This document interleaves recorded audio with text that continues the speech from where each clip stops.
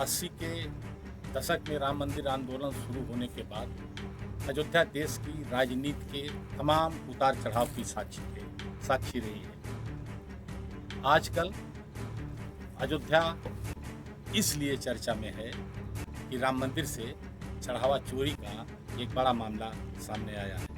हम इस पर 2 एपिसोड कर चुके हैं। सबसे पहले आपसे गुजारिश है कि आप खबर मंडी के यूट्यूब चैनल और खबर मंडी के फेसबुक पेज को सब्सक्राइब कर दें और ज़्यादा से ज़्यादा लोगों में इसे शेयर करें। ये तीसरा एपिसोड है और आज का सब्जेक्ट है कि बहुत कुछ होता रहा और अयोध्या चुप रही। जैसा कि आप सब जानते हैं, 80-90 का दशक राम मंदिर का आंदोलन इसी अयोध्या की छाती पर लड़ा गया। वो दौर था जब अयोध्या चुप नहीं थी, अयोध्या बोल रही थी। राम मंदिर का फैसला आ गया 2019 में, और उसी 2019 में फैसला आने के बाद अगर आप गौर करें विभिन्न घटनाक्रमों को, तो आपको ये एहसास होगा कि अयोध्या का गला 2019 के बाद से रूंध गया। राम मंदिर का फैसला जब सुप्रीम कोर्ट से नहीं आया था, मामला चल रहा था, रामलला टेंट में थे, तो यही अयोध्या इतनी बंदिशों में जकड़ी नहीं थी। आज जो पूरी अयोध्या में आपको 80-80 बैरियर लगे हुए दिखेंगे, जगह जगह आपको रोक दिया जाएगा, नीला पास, पीला पास, फलाना पास, ठिकाना पास, नरक हो गया है अयोध्या में रहने वाले लोगों का और बाहर से आने वाले लोगों का। सबके नात रिश्तेदार आए दिन आना पड़ता है, विभिन्न आयोजन होते हैं उसमें आना पड़ता है, लेकिन अब इतना आसान नहीं रह गया। अयोध्या आसान थी, जनजीवन और सामान्य और सुलभ था जब रामलला टेंट में थे। ये फैसला आने के बाद अयोध्या को धीरे धीरे 80 बैरियरों में जकड़ दिया गया और अयोध्या चुप रही, अयोध्या बोली नहीं। अयोध्या और मौकों पर चुप रही है जब उसको बोलना चाहिए था, चुप नहीं रहना चाहिए था। हम राम मंदिर आंदोलन के उस दौर की उन तिथियों की याद आपको दिला दें। 30 अक्टूबर, 2 नवंबर और 6 दिसंबर। 30 अक्टूबर 2 नवंबर वो तारीख है जब कार सेवकों पर गोलियां चली और विश्व हिंदू परिषद, आरएसएस और भाजपा का ये कहना है कि कार सेवकों की लाशें सरजू में इतनी बहाई गईं कि सरजू लाल हो गई। ये तारीख हम इसलिए याद दिला रहे हैं, ये उनके बयान हम इसलिए याद दिला रहे हैं कि आज भी जब राम मंदिर में चढ़ावा चोरी हुई तो ये कहा जाता है कि जिनका राम से कोई लेना देना नहीं, जिन्होंने कार सेवकों के खून से सरजू को लाल कर दिया, वो आज बोल रहे हैं चढ़ावा चोरी पर। ये कैसी भी संगति है। तो हम अब याद दिला रहे हैं आपको तिथियां। 9 नवंबर 2019 को राम जन्मभूमि का फैसला आया। फैसला आने के बाद अयोध्या में जश्न मनाया गया, दीपावली मनाई गई और कहा गया कि आज उन राम मंदिर के लिए शहीद हुए बलिदानियों की आत्मा आज शांत हो गई, संतुष्ट हो गई होगी। उसके बाद 5 फरवरी 2020 को ट्रस्ट बना दिया गया। ट्रस्ट में अवांछित लोग शामिल किए गए, गलत लोग शामिल किए गए और अयोध्या चुप रही। जब हम 30 अक्टूबर 2 नवंबर कार सेवकों पर गोलियां चलने की बात कहते हैं, तो वह पूरी बात मुलायम सिंह यादव और नृपेंद्र मिश्रा के बिना पूरी नहीं होती है। कार सेवकों को गोलियों से भूनने के लिए आज भी जिनका नाम लिया जाता है और सदा ही जिनका नाम लिया जाएगा, वो दो नाम है, मुलायम सिंह यादव तत्कालीन मुख्यमंत्री और उनके सचिव रहे तत्कालीन नृपेंद्र मिश्रा। ट्रस्ट बनाया गया इसी नृपेंद्र मिश्रा को इस पावन राम मंदिर, इस पवित्र राम मंदिर 500 वर्षों के संघर्षों, बलिदानों के साकार होने का जो राम मंदिर था, उस राम मंदिर के निर्माण समिति का अध्यक्ष नृपेंद्र मिश्रा को बनाया गया। अयोध्या चुप रही, कोई न बोलता। अयोध्या को बोलना चाहिए था कि यही नृपेंद्र मिश्रा है जिसने हमारी छाती पर रामलला के प्रेमी लालों का कत्ल किया है, लेकिन अयोध्या चुप रही। यही इतना ही नहीं हुआ, यही नहीं रुकी सरकार, वो सरकार जो इसी राम मंदिर की बदौलत सत्तासीन थी। मैं दोनों सरकारों की बात कर रहा हूं, आज जो उत्तर प्रदेश में है या आज जो दिल्ली में है।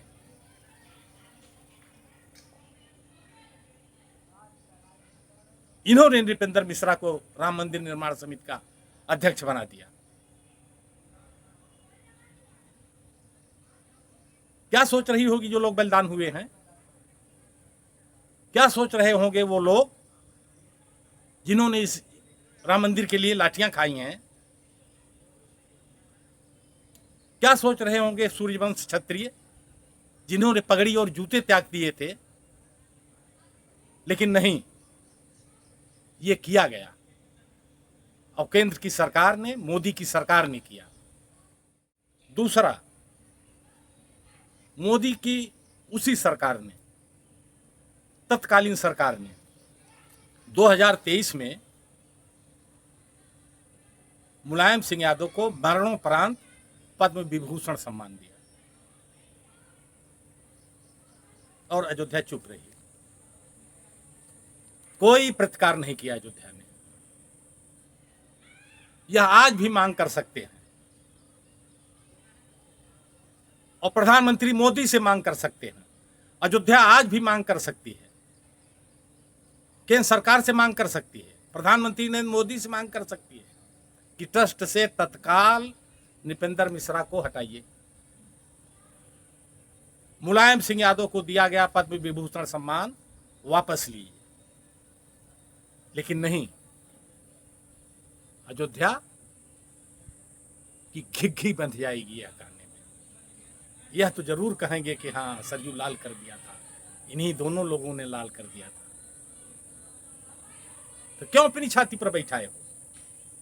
क्यों उनको महिमा मंडित कर रहे हो? और ये दोनों कैसे चलेगा? बोल अयोध्या, बोल अयोध्या, मैं तुमसे पूछ रहा हूं, ये दोनों कैसे चलेगा? 80-90 के दशक या यूं कहिए राम मंदिर के लिए इधर चले आंदोलन, या 500 साल का आंदोलन का इतिहास देख लीजिए। राम मंदिर का जब फैसला आया और ट्रस्ट फरवरी 2020 में बनाया गया, तो इस सबको दरकिनार रख दिया गया। और ट्रस्ट, जैसा कि मैं बता रहा हूँ कि नृपेंद्र मिश्रा उसमें सबसे महत्वपूर्ण चेहरे आ गए। खैर, अब ट्रस्ट के जरिए राम मंदिर पर एक होल्ड हो गया, ट्रस्ट के जरिए। किसका? आरएसएस विश्व हिंदू परिषद के प्रमुख चेहरे नृपेंद्र मिश्रा का, आरएसएस के चेहरे अनिल मिश्रा का, आरएसएस के चेहरे गोपाल राव का। बाकी सब ट्रस्ट में कौन क्या है ये नहीं दिखाई पड़ता था। आजकल कोषाध्यक्ष एक गोविंद देव गिरी हैं, सबसे एक्टिव और सबसे पावर में अपने को दिखा रहे हैं और सबसे ज़्यादा बोल रहे हैं। इनका तो कोई अर्थ ही नहीं था ट्रस्ट में होने का बीते 6 सालों से। ये हम नहीं कह रहे हैं, ये खुदे कह रहे हैं, ये खुदे बताते हैं कि इनको पता नहीं कि कोषाध्यक्ष क्या होता है, क्या करता है, क्या नहीं करता है। न इनके पास चाबी थी, न इनके पास खाता था, न इनकी दस्तखत कहीं चलती थी। ये बताते हैं सब चंपत राय का। खैर, होल्ड हो गया, ट्रस्ट का होल्ड हो गया।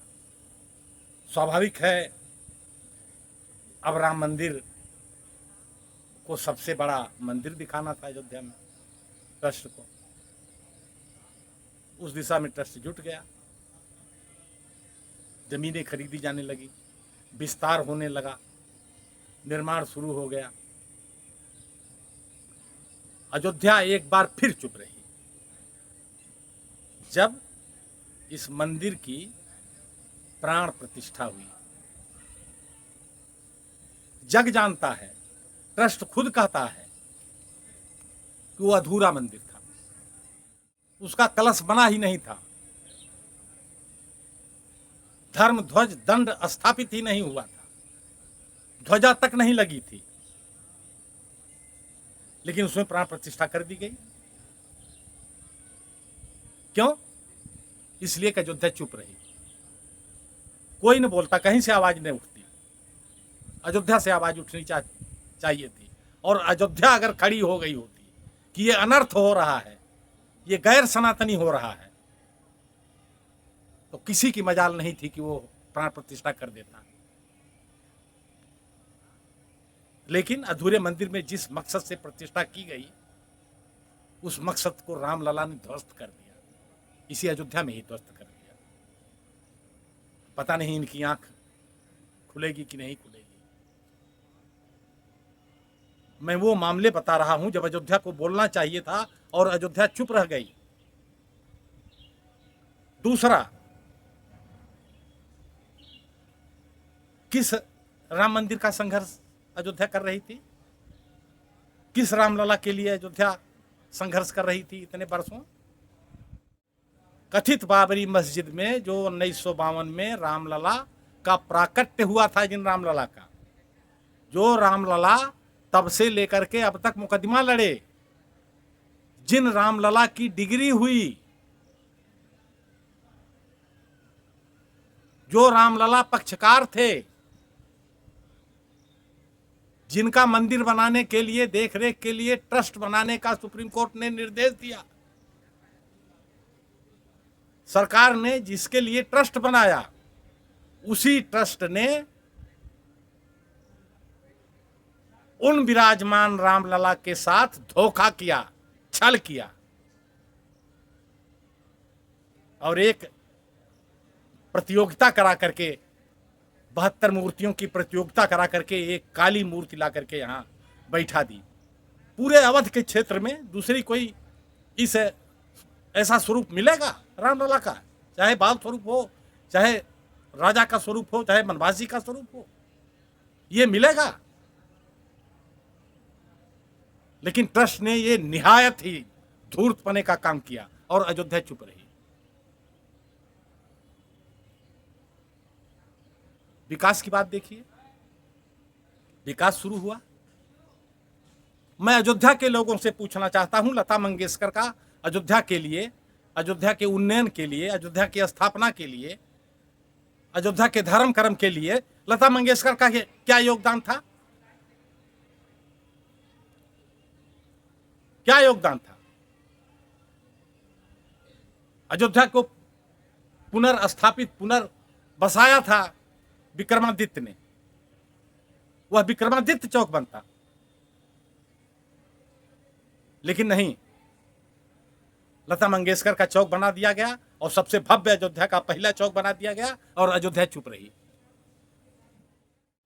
2019 के बाद से विभिन्न अवसरों पर अयोध्या की ये चुप्पी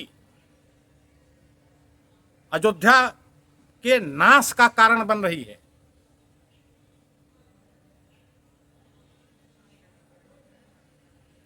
अयोध्या का जो आध्यात्मिक गौरव है वो कहां है? अयोध्या जिन संत महंतों से महात्माओं से पूजी पहचानी जाती थी वह कहां है? ये सोलर लाइट और डिजाइनदार खंभे, लाइट के खंभे, यही अयोध्या की पहचान है।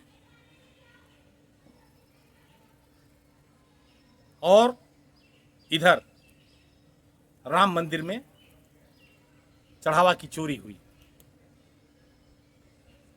और देखा जा रहा है कि ट्रस्ट के पक्ष में,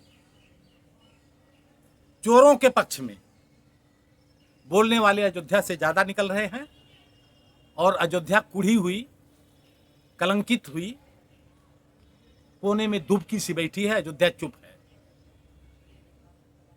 अयोध्या की यह चुप्पी अयोध्या के लिए घात साबित होगी।